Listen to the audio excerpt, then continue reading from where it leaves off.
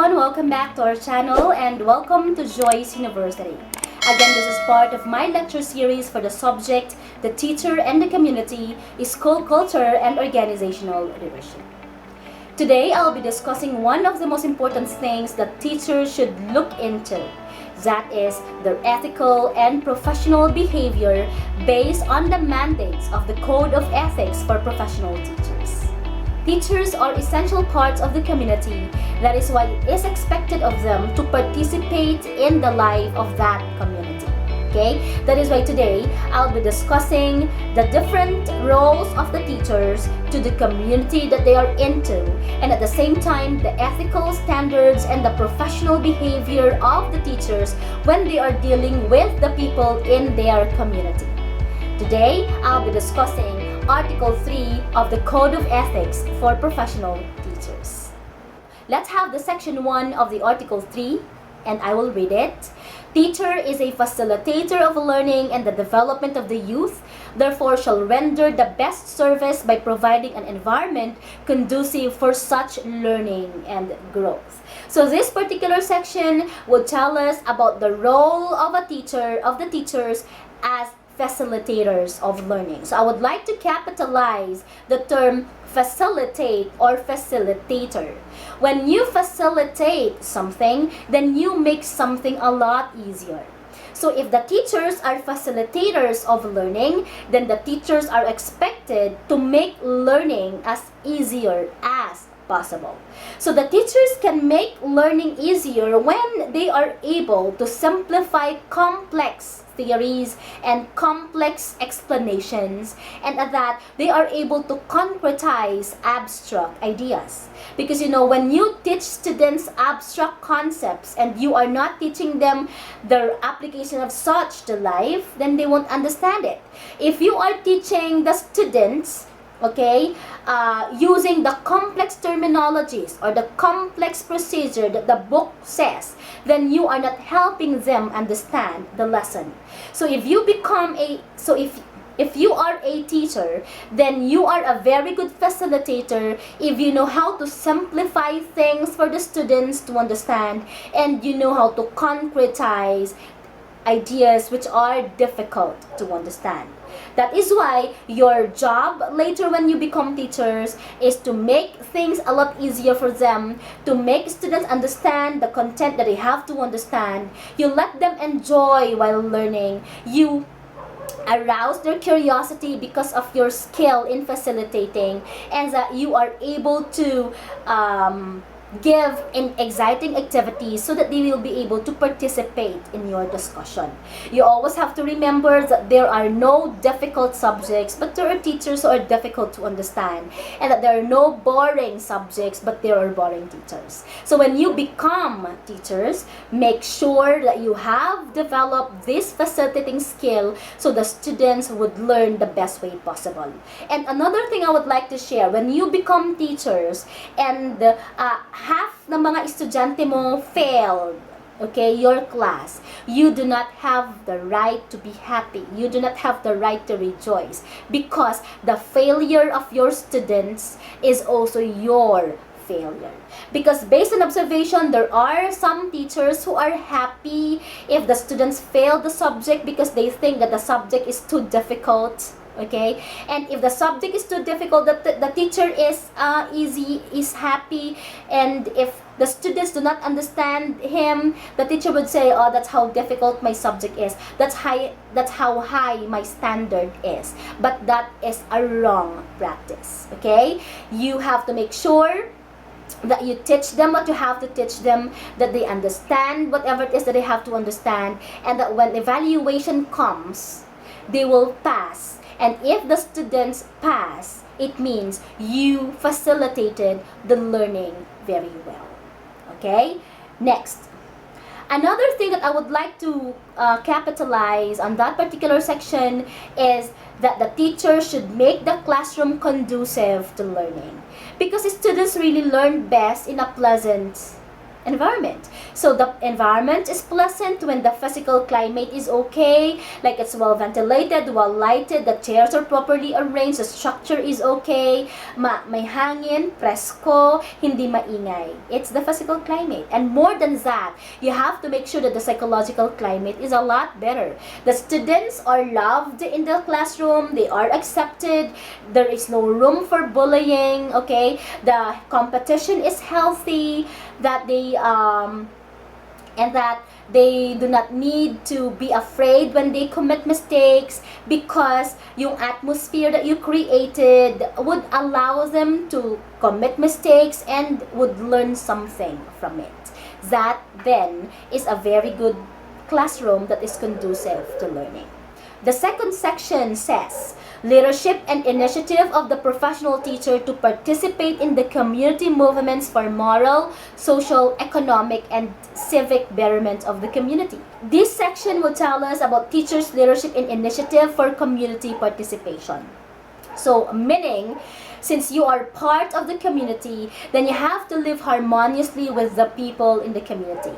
So if there are programs in the municipality, as a teacher, you have to join such program, okay? And because in the community, the teachers are considered to be intellectual leaders, then you have to make sure that you always offer your help for the betterment of a certain society, of the program that it implements, activity that the society implements, and that because you are the intellectual leader in the community, then you expect, okay, that you'll be considered or you'll be invited as coach or as a judge, and you'll be considered as a nurse and a doctor at the same time, kasi pag may nagkasakit sa school, ikaw ang pupuntahan. Pag kailangan ng first aid, ikaw ang pupuntahan. So in reality, teachers really are all around, okay?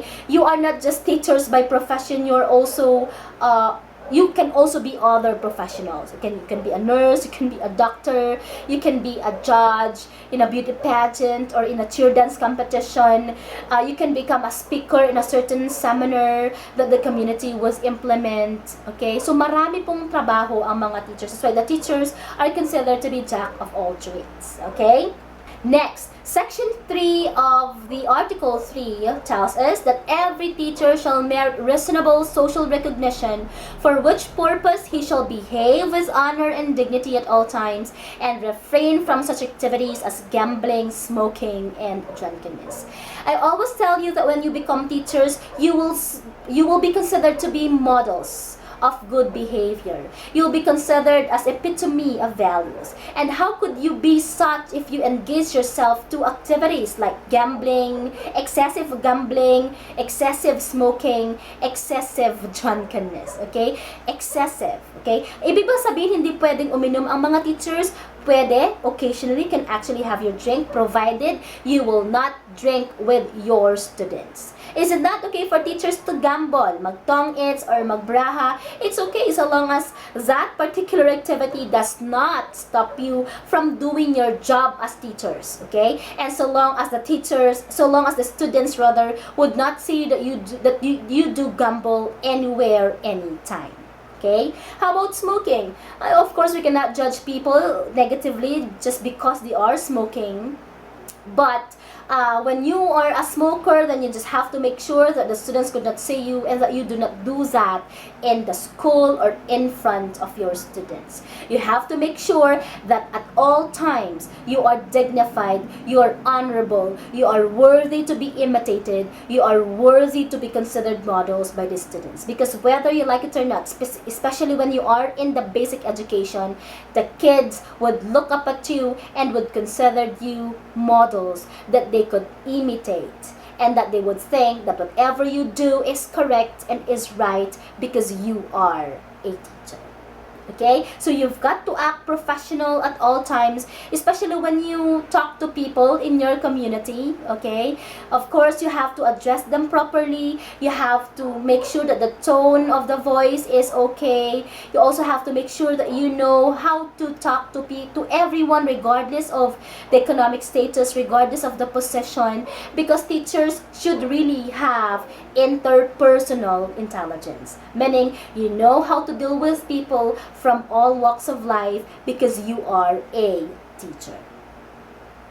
Next, Section 4 says that every teacher has to live for and with the community and shall therefore study and understand local customs and traditions in order to have a sympathetic attitude, therefore refrain from disparaging the community.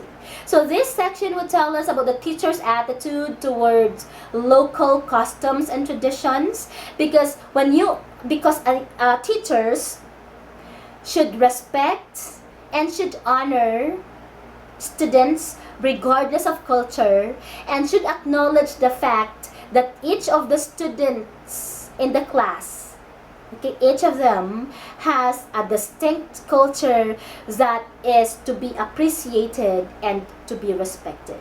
So kapag teacher ka, you do not have the right to disparage the community, specifically the customs and the traditions of that community. Okay? You are not supposed to be ethnocentric, meaning you should not believe that your customs and your culture is superior to other culture, because no culture is superior to other culture. All cultures are of equal footing, should be equally respected and acknowledged. Okay? So hindi mo pwedeng sabihin, Tagalog ako, ang culture ko ay mas maganda kaysa sa mga Ilocano. And the Ilocanos would say, Ilocano ako, so ang kultura ko ay mas maganda naman kaysa sa mga Ifugao. And the Ifugao would say the same thing. Teachers should not be ethnocentric, and teachers should not also be xenocentric. Meaning, hindi mo naman dapat sabihin na ang kultura mo ay mas mababa sa kultura ng mga tao sa paligid mo. Okay? No culture is inferior to other culture.